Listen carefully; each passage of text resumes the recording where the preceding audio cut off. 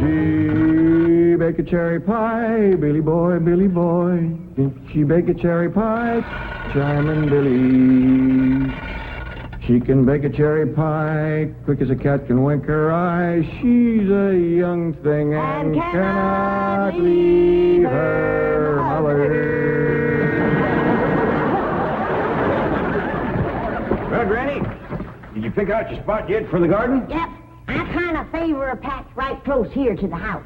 Yeah, I'll plow you up something there directly. Yeah, just enough for some onions and taters and some Rudy Bakers. And a few rows of corn. Paul? Morning, Granny. Paul, can I help you with the plowing and the spading? Well, Elly, I'd rather you put on one of them pretty dresses that Miss Hathaway got you. But, Paul, I can plow better in these clothes. Plowing. You know, Elly, I'd like you to wear one of them dresses kind of regular. Wouldn't you, Granny? You're mighty fetching in a dress, Elly. Prettier than a tub of fresh churned butter. Paul, if I go to wearing them dresses, Jethro will make fun of me. I reckon he hadn't better. Now, you run along and put on something with skirts. All right, but he hadn't better make fun. He won't. You know, speaking of Jethro, I think he's got himself a sweetheart. The banker's secretary? That's right. They was out together last night. What'd they do? Well, I don't rightly know for sure, but it was something to do with bowls. All you do with bowls is eat. Well, I reckon that's what it was then. She said she was going to take him bowling. You know, Jed, I kind of like that Miss Hathaway. Yeah, I think she kind of likes us, too. Oh, those marvelous Clampetts. Those simple, rugged mountain people. The more I see of them, the more I am impressed. Yes, now Never have I observed such strength of body, mind, and character. Yes, now They stand like boulders in the pebble-strewn landscape of Beverly Hills. Like mighty oaks among bushes. Like quiet. Now, like I admire them, too. But those boulders need polishing, and we've got to put some city leaves on those oaks before my wife gets back from Boston. Incidentally, in any endeavor requiring physical strength, they are most exceptional. I took Jethro bowling last night. Here's the bill. $3,000. How many games did you bowl? Well, you see, what happened was this. I said to Jethro, "Pick up that bowling ball," she says, "and see can you knock over them pins down yonder." They's just sticks. Anyway, I snatches up that rascal, draws back, and lets her fly. Did you knock down them pins? Yeah, the pins, the pin boy, the end of the building, a brick wall, and a signboard down on Sunset Boulevard. I bet you Miss Jane didn't do that good. Well, she didn't even try. She just looks at me and says, "Jethro, you're strong as an ox and twice as handsome." Ain't no two ways about it, Granny. That city girl is sweet on this boy. I reckon so, the way she's bragging on his looks. You are handsomer than an ox. Thank you, Granny. Cousin Elly, you're a city girl now. Do you You think... see there, Paul? I told you this would happen if I took to wearing these dresses. You call me that again, and I'll turn you every way but loose. Say nothing but city gal. Elly, me, Clampett! Get up from there, or you're going across my knee. And Jethro, you're going across mine. What did I do that was so all-fired bad? In that dress, she looks just like a city gal. You did again! I reckon we better go out there and see she don't hurt him.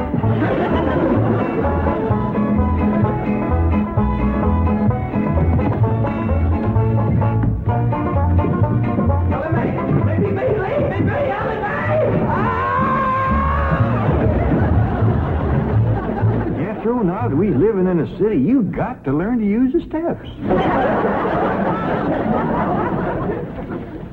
I'll be happy to know that I'm making splendid progress with Elly Mae. She's turning into quite a lady. Fine. But it's Jed, Granny, and Jethro we've got to work on. Clothes, manners, the works. What have you done about servants? That's the problem, Chief.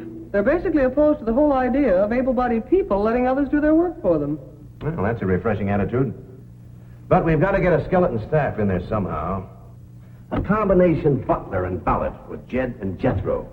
Who help them assemble a wardrobe, teach them how to... Ravenswood. Your butler? Oh, he's never been my butler. Came with my wife like an overweight dowry. Been in her family for years. And with Margaret in Boston, I can certainly spare him, plus her upstairs girl, Marie. I doubt if you can sell Mr. Clampett on the idea of servants. Get him on the phone. I'll make him think he's doing me a favor by taking him off my hands for a while. Right, Chief? She hadn't ought to throw me down on my head like that. What if I'd have been carrying a frog in my hat? You ain't supposed to be wearing your hat in the house. Well, Granny, where's a fella going to carry a frog? They jump out of your pockets. Hello? Oh, howdy there, Mr. Drysdale. Glad to have you back from Boston. Your missus come with you? Oh, that's too bad. I know her and Granny hit it off like two sows in a mud waller. Yes, I'm sure they would. No recipes? No, my wife doesn't do much cooking. No, I doubt if she ever made grits and hog jows. Well, how about mustard greens and possum belly? No fooling. Pone and squirrel shank? Boiled chicken hog. Well, say, she don't do much cooking, does she? No. Well, the reason I called Mr. Clampett is I have a butler. Well, he really belongs to my wife's family, but he's been with us ever since we were married. And I was wondering if you'd let him come and stay with you for a while. You mean board with us? Well, I guess you could call it that. Who's going to board with us? Just a minute. Some kin of Miss Drysdale named Butler. Oh, why we be just... That's that no good fat rascal that wouldn't let Elly and me in to help Miss Drysdale when she was sobering up. Hello? Granny was talking at me, but she's done now. Oh, no, she ain't. Just a minute. Granny, let me hear the man out, and then we can talk it over. Yes, sir, Mr. Drysdale. I'm a listening now. Well, in addition to Ravenswood, he's the butler, you can also have my wife's upstairs girl, Marie. Margaret may be away for some time, and I have absolutely no use for him. Well, I sure would like to oblige. Me and Granny will talk it over, and I'll call you. Oh, thank you. You'll be doing me a great favor. I was glad to help out when I can. Thank you again, Mr. Clampett, and goodbye.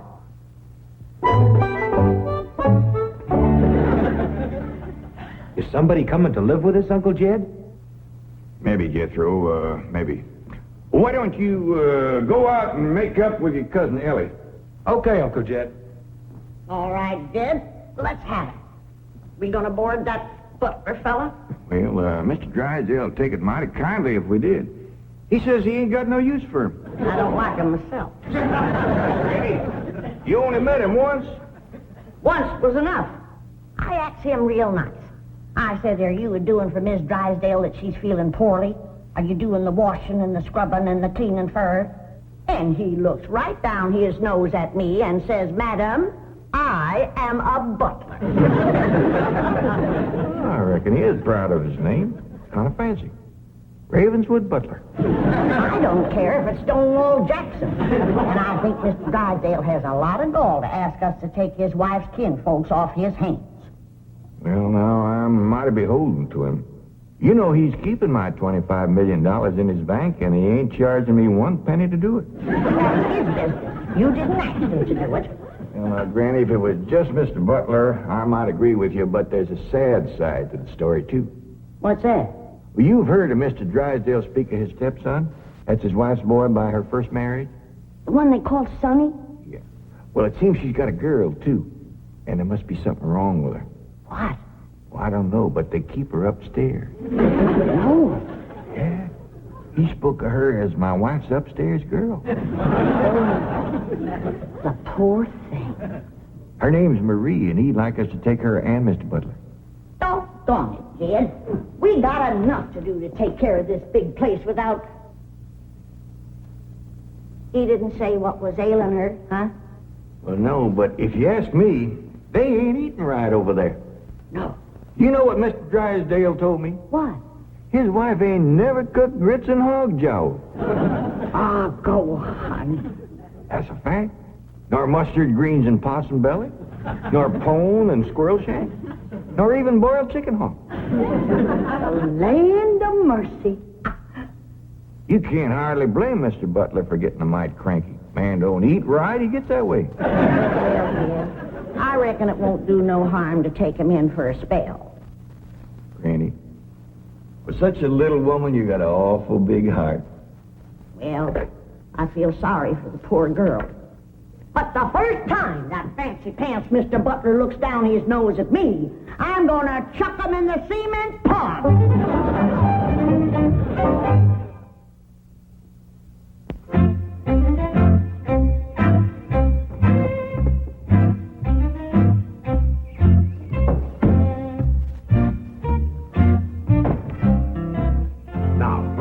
I'm doubling your salaries for the length of time you stay at the Clampett home. But if one word of this gets back to my wife in Boston, you're both out of work with no references. Actually, you will find the Clampetts to be basically fine people. All they need is a little polish. Polish. They need sandblasting. However, I think Miss Hathaway's plan may overcome their initial resentment of wearing city clothes. Yes, I think I have devised rather a clever strategy. To put it briefly and succinctly, my strategy is as follows. I shall propose to the Clampetts that they sit for a family portrait. As you know, my hobby is painting. Now, I shall suggest to the Clampetts that their attire match their background, which is, of course, their beautiful mansion. They will no doubt see the logic of my didactic approach, accede to my wishes, don suitable raiment, and, once they have seen themselves thus attired, take... We're in. Let's go. We forgot to dust the stair rail. I'll do it, Granny.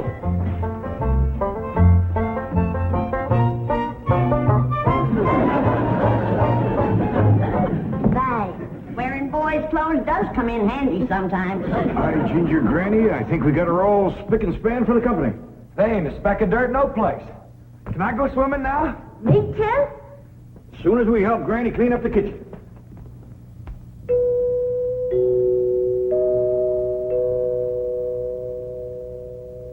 There goes that music again. Sure is good.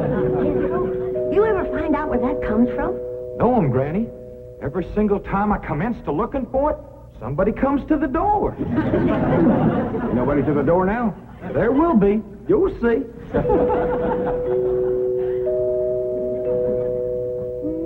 Doggies, that's nice. I'll pitch in and see can we find it. You're wasting your time. I'm a-telling you. Before you can find it, somebody will come to the door. There, you see? Happens every time. I remember, Ravenswood. I'm counting on you. Don't fail me. You have my word, sir. I've been butler and valet since boyhood, as was my father before me and his father before him. And I've yet to meet the man or woman who posed a social problem too difficult for me to handle. That's the spirit. Howdy there. Remember me, Mr. Butler? No! Raymond, come back! You gave your word! Come back, you coward! Come back here! I'll cut off your French benefit! Raymond probably forgot something. He'll return shortly. Meanwhile, this is Marie. This is Drysdale's upstairs girl. Marie, J.D. Clampett, Howdy. Jethro Bodine, Elly Mae Clampett, and Grandma Clampett. No, ma'am. I am a Moses. Pardon? Granny's related on my wife's side. They's the Moses family from Tennessee. Then your name is Granny Moses? Grandma Moses. That's right. There was a very famous Grandma Moses who painted primitives. I've whitewashed a few myself. I'll show Marie to her room. Listen, Marie, honey. Over here, you got the run of the house. You don't have to hide upstairs. Ain't nothing wrong with that girl, but want some good cooking will cure her. She's half starved. Poor thing is so weak her knees keeps a buckling on her. She's kind of pretty, though, for a skinny girl. Just wait till she gets a mess of Granny's grits and hog gels. That'll fill her out. Till I'll get some of cooking. Guess that butler fellow will be coming back directly.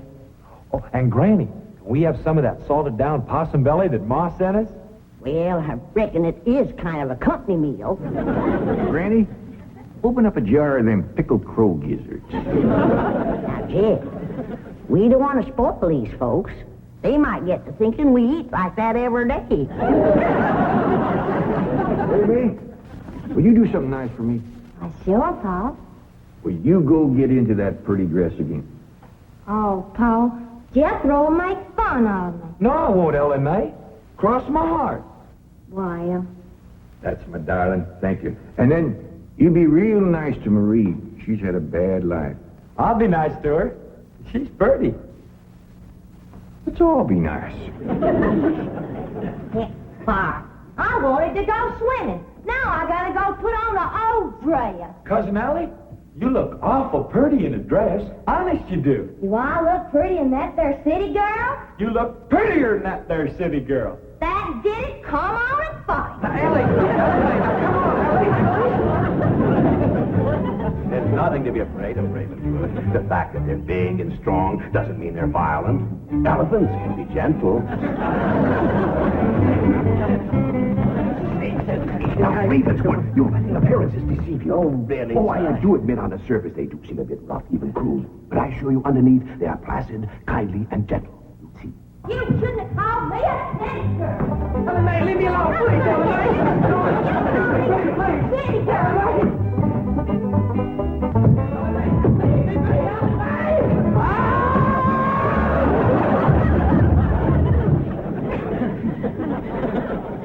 Mr. Butler, don't never say anything nice to that girl. She'll kill you.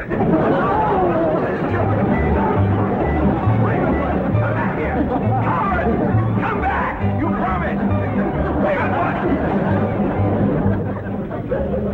I wonder, Granny, when Mr. Drysdale said he didn't have no use for Mr. Butler, he sure wasn't fooling. I just seen him cut through the brush chasing him with a stick. If Mr. Butler gets sassy with me, I'll chase him with more than a stick. Dad, Elly throwed me down on my head again.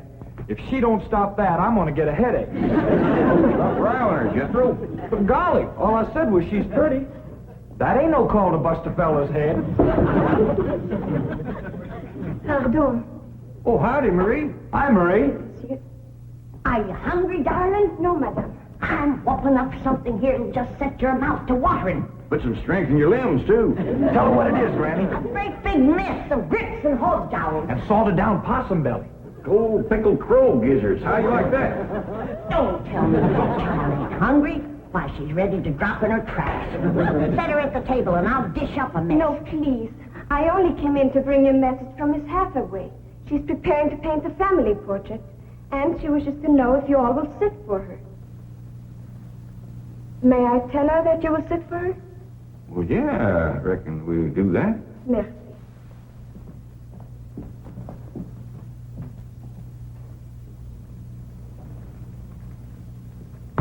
Well, let's get at it.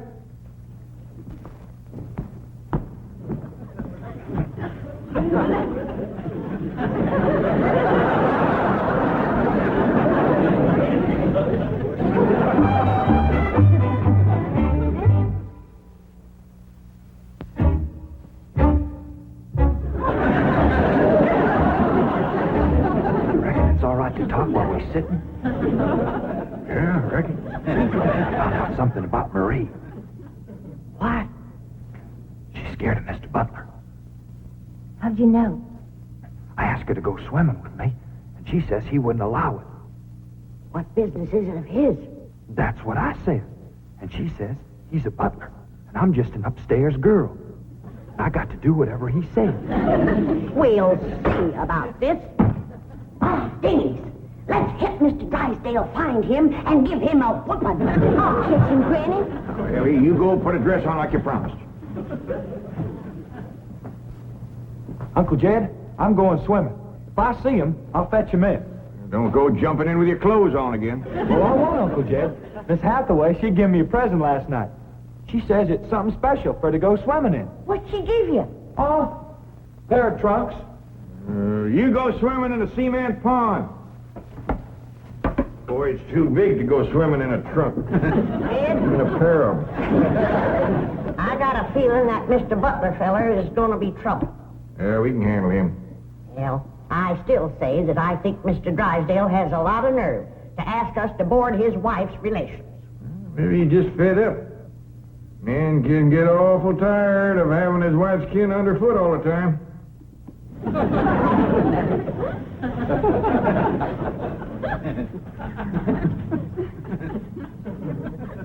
He told me that Butler fella had been living with them ever since they was married. I declare some in-laws latch on to free room and board like leeches. It takes a mule kick to jar 'em loose. You can't hardly blame Mr. Drysdale for trying to get shed of a critter like that.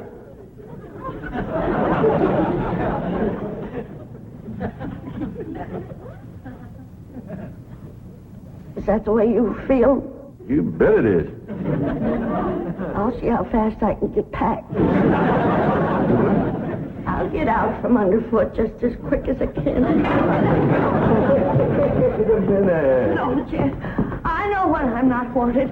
It don't take no mule kick to get shed of me. Darnation, Granny, I wasn't talking about you. We couldn't get along without you. No, Jeff.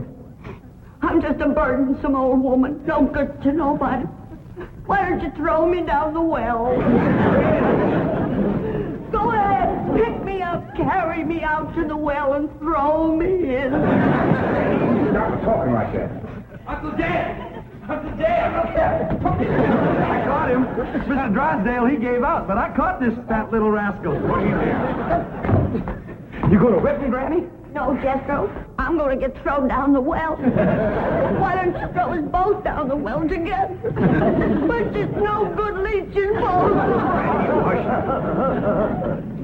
Mr. Butler, I'm sorry Jethro got mighty rough with you. He don't mean no harm. He's just an overgrown boy. Now, we's all mighty pleasure to have you come and stay with us, and as long as you behave yourself, won't be no trouble. Oh, I'm Jed Clampett. Sir. This here's Granny. I reckon you and Jethro done met. Yeah. Sir. Oh, and this here's my daughter, Elly Mae.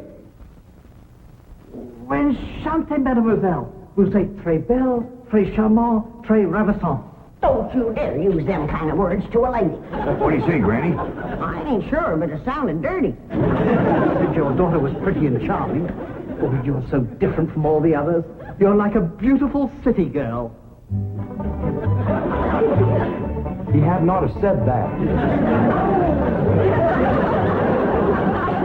Oh, Mary, Oui, Miss Jane. didn't you say the Clampetts had agreed to sit for their portrait? Oui, they said they would do it. What is it? Why, I believe it to be self-preservation, madam. No!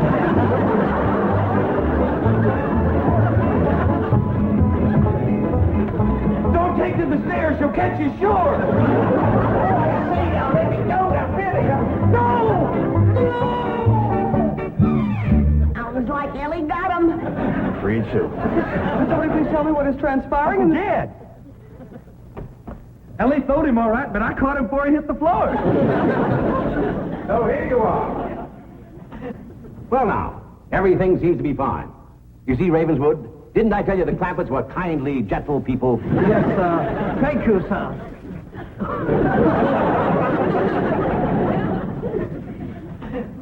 We're going to have to feed up both of them, Granny. His knees is buckling, too.